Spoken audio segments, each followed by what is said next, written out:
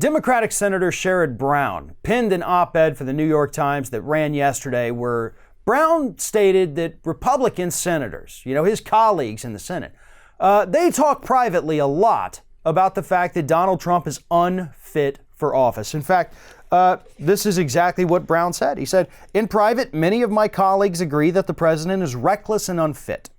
They admit his lies and they acknowledge what he did was wrong. They know this president has done things Richard Nixon never did, and they know that more damning evidence is likely to come out." Fantastic. So, don't get me wrong. I love Sherrod Brown. I think he's a wonderful Democratic senator, and to be honest, I was a little disappointed he didn't throw his hat into the presidential ring. But this op-ed is a big so what, right? We have seen reports from day one of this administration that, behind the scenes, Republicans say they don't like Trump. They vote with him all the time. They just voted to acquit him, even though they admitted he committed crimes publicly, not even just in private, some publicly. So what good do these op-eds do? We know Republicans know that this guy is unfit, but at the same time, he is delivering every part of the Republican agenda that they have ever wanted. So of course they're not going to do anything about it. They're going to sit there, hand him a new stack of right-wing judges to nominate. He'll nominate them. They'll approve him. They'll then hand him the next tax cut that they want. He'll approve it. Then they'll hand him the entitlement cuts they want to make. He'll approve it, and life goes on. They'll tell him what regulations to cut, and he'll do it. He's their puppet, not the other way around. And that's why they tend to defend him so much. Because he is a know-nothing president. He didn't come from politics. He doesn't know how things work. And, we have seen a lot from people over the years saying that Trump is the one pulling the strings on these Republican senators. But honestly, folks, it's backwards. They're the ones pulling one over on him. They're the ones telling him what to do because he has done nothing different than what any other Republican president would have done, with the possible exception of the trade war. Other than that, why would Republicans buck the system?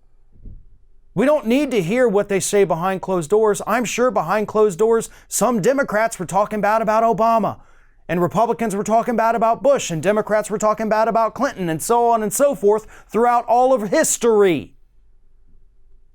We don't need another op-ed telling us. And then Sherrod Brown goes on and makes another horrible point where he says, "History does not look kindly on politicians who cannot fathom a fate worse than losing an upcoming election." That's simply not true. That's simply not true. Members of the George W. Bush administration, the ones who illegally spied on American citizens, the ones who launched a war based on lies, killing hundreds of thousands of Iraqis, thousands of U.S. troops, all based on lies, the ones who illegally tortured detainees who had not been accused of any crimes. Yeah, remember those folks? Remember how we thought back then, history's going to torch these folks? They're doing fine. Every one of them is doing fine. The lawyers who wrote those legal memos justifying torture, they got cushy, huge contracts at multi-billion-dollar defense law firms. They're doing fine. Condoleezza Rice is heavily involved in college football now. So yeah, her career's just fine. George W. Bush's image has been rehabilitated because he gave Michelle Obama some candy and watched a football game with Ellen. History forgets a lot faster than we think it does. And it's a hell of a lot kinder to criminals, including war criminals, than we'd like it to be. So let's stop making the argument that history's not going to be kind to these people, because no. If there's one thing history is capable of, it's whitewashing somebody's activities to make them look better than they actually are. I know what a lot of you out there are thinking. You're thinking, wouldn't it be amazing if you could wear the Ring of Fire logo across your chest? Well, now you can. Just head on over to our Teespring page to find some awesome merch we're offering for our viewers. We have more designs that are going to be added in the near future, so just follow the link in the description or take a peek at the shelf of merchandise under this video. Thanks for watching.